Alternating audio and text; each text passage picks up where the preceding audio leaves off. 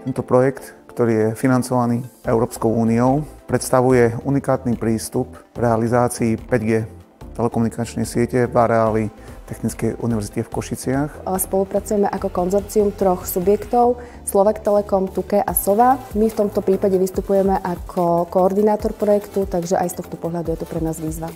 V tomto projekte vybudujeme komplet pokrytie 5G najnovšou technológiou v rámci univerzitného kampusu, kde študenti aj učitelia budú môcť využívať tieto technológie pre inovatívne digitalizačné transformačné projekty.